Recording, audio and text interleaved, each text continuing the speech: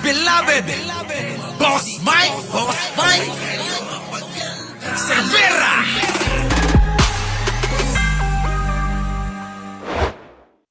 Etong mga vlogger, inimbestigahan. Pasok! Babatas ang ilang vloggers na Yan na, mga kababayan. Oo. Ito yung nangyari kahapon na hindi natin na topic kagabi. Oo. Ilang vlogger ginisa ng mga mambabatas sa House hearing tungkol sa fake news online. Tostado yung mga yan, mga kababayan.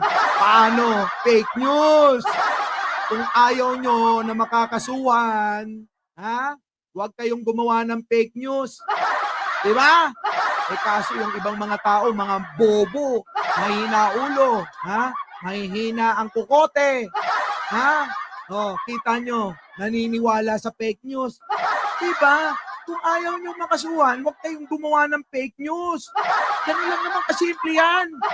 Tuloy. Pinisa ng mga mambabatas ang ilang vloggers na nakasala ngayon sa House hearing kaugnay sa mga kumakalat na fake news sa social media. Para bigyan tayo ng detalye, makakausap natin sa linya ng telepono si Marian Enriquez. Marian, ano-ano na ba ang natalakay dyan sa hearing? Ano-ano na daw? Ano-ano na?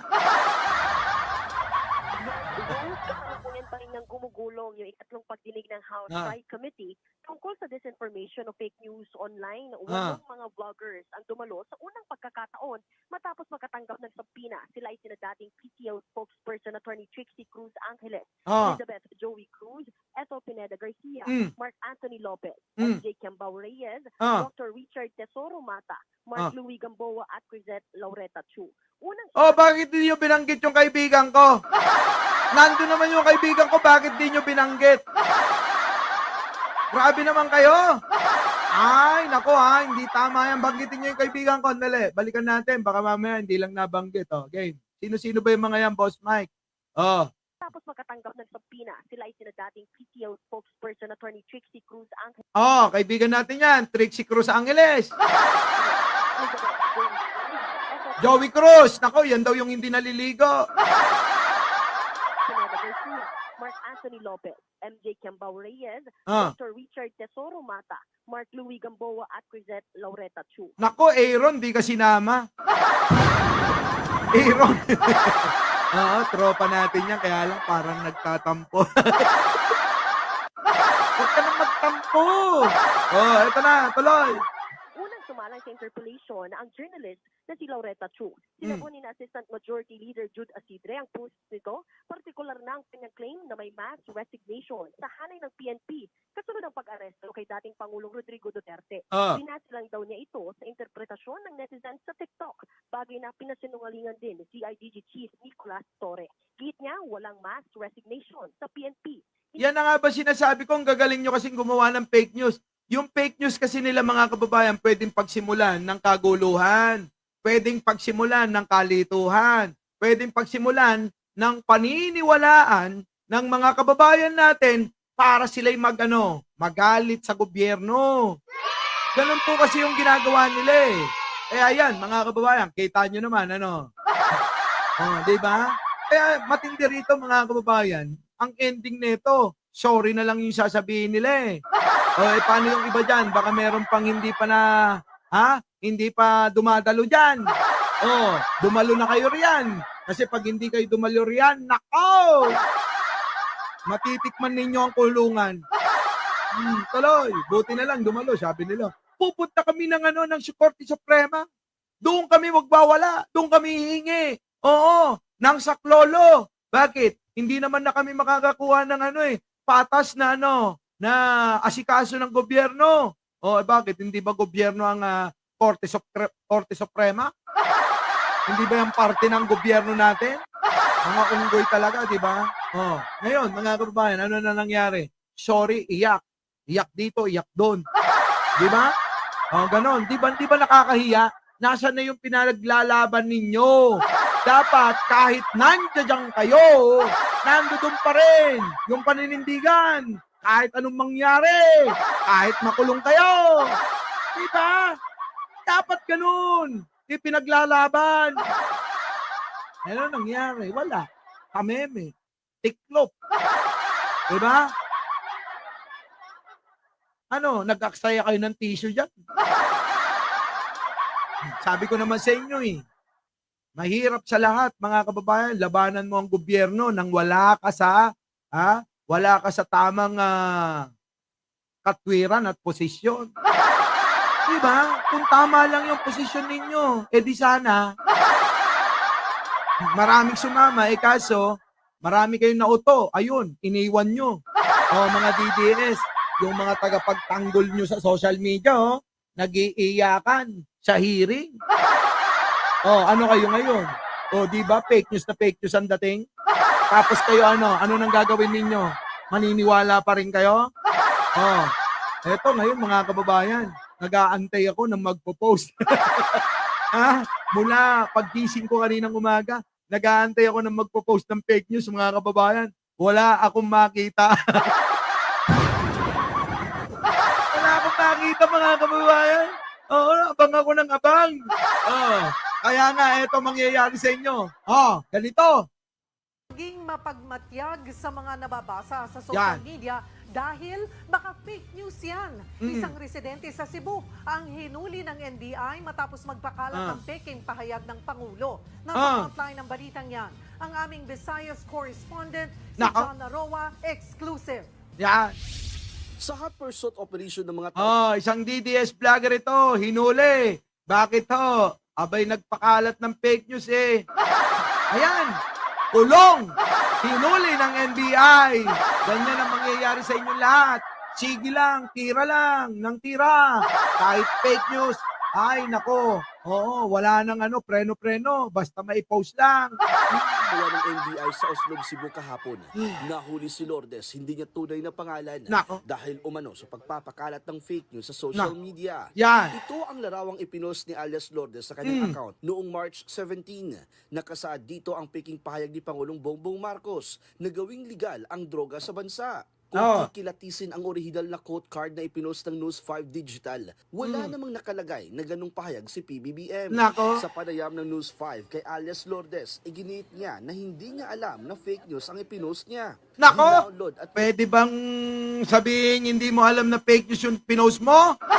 Nako, hindi nakatwira niya, wag nang magpalusot. Wag nang magpalusot. Tuloy. I-upload mo lang daw ang larawan. Kumikita na raw ang account niya simula nitong Pebrero dahil sa dami ng likes at followers. Nako. Kasi trending siya. Kasi trending siya. Kaya kahit gumawa ng fake news, okay lang yan, Nandito na naman yung mga kaibigan nating mga DDS, Shoutout sa inyo, Nag-like na ba kayo? Mag-like naman kayo, tapos pakishare nyo na sa mga pages nyo, sa mga GC ninyo. Sabihin nyo, binabanatan na naman ang mga DDS ni Mike Cervera, Puntahan natin yung channel niya. Para ambusin natin siya. I-bash natin, ganon. Di ba? Puntahan natin yung page niya sa Facebook. Puntahan natin yung YouTube niya. Doon tayo magwala. Laging naka-live yun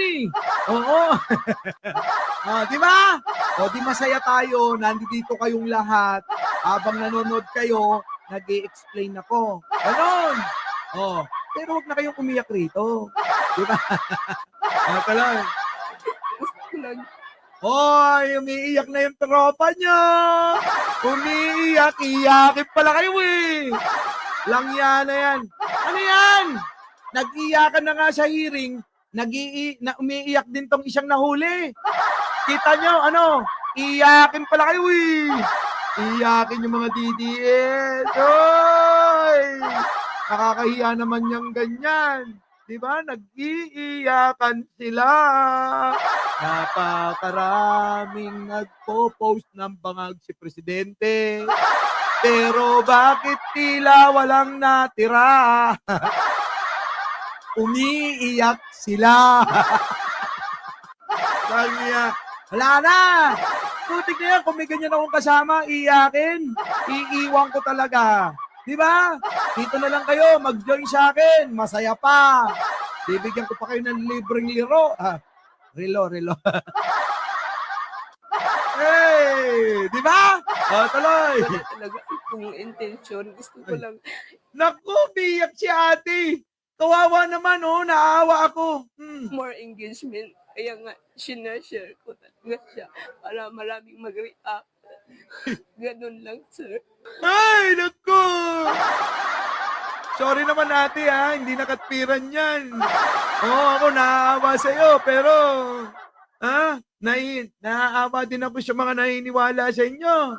Yung mga vlogger nyo nag-iiyakan. Samantalang kami, eto pa rin nang aasar. Aba, mas matindi. Paano pa sila makakapang-asar ngayon? Samantalang kami kasi, pag nag-asar, real talk yun. Walang halong kemikal. Walang halong fake news. Lahat totoo yun. Oo, minsan joke ko lang yun.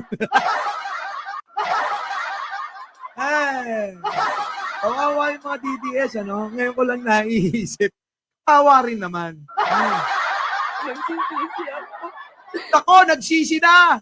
Okay lang kayo magsisisi. Thank you naman, Mark Maleco. Oo. Nagsisisi na yung vlogger nyo. Kayo, taga-support, taga-panood. Hindi pa ba kayo magsisisi kung bakit pinanood nyo? Tapos naniwala kayo.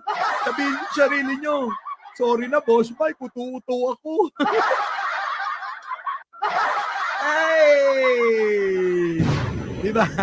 Ganun lang sabihin nyo, sorry boss, may puto-uto ako.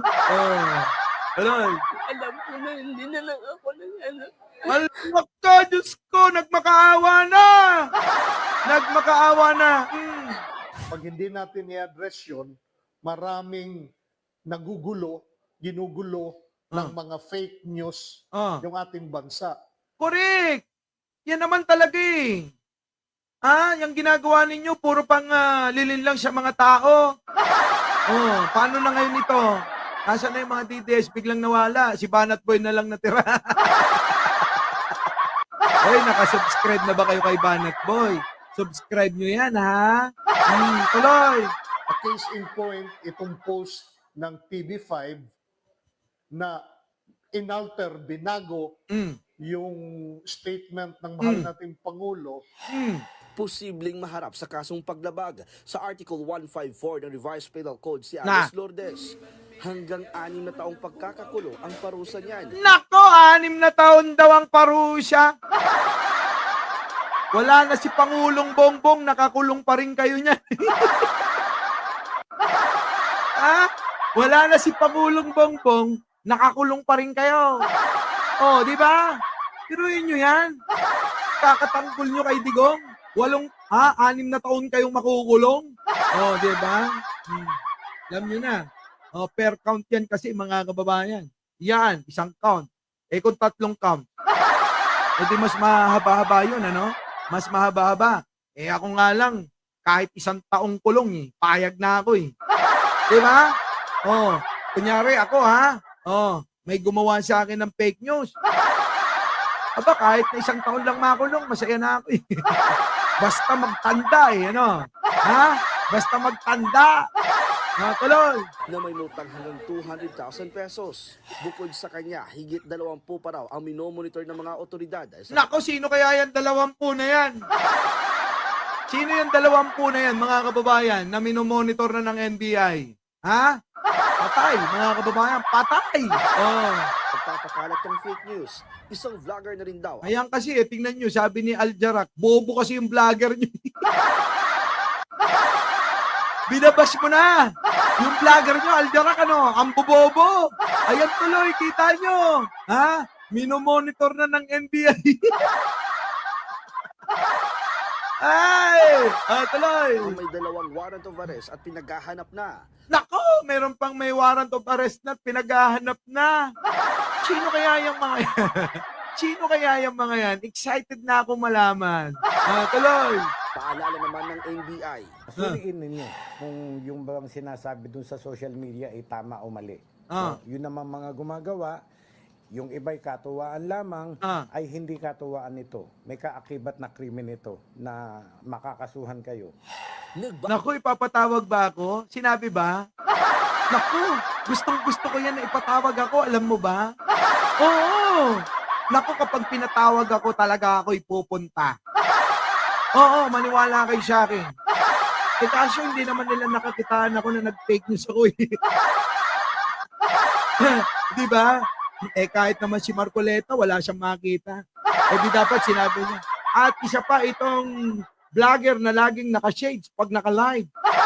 Na ang pangalan ay Mike Cervera. Dapat yan ipatawag dito dahil sabi niya. Ano yung sabi ko? Wala siyang masabi. Kaya ligtas ako. Walang fake news eh. Wala. Babalita mula sa frontline, Jana Rua, News 5.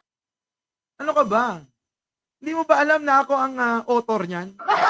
Ilang pagpapatawag ng mga DDS vlogger dyan, ako author niyan? Oo. Sabi ko, patawag niyo yung mga yan. Oo.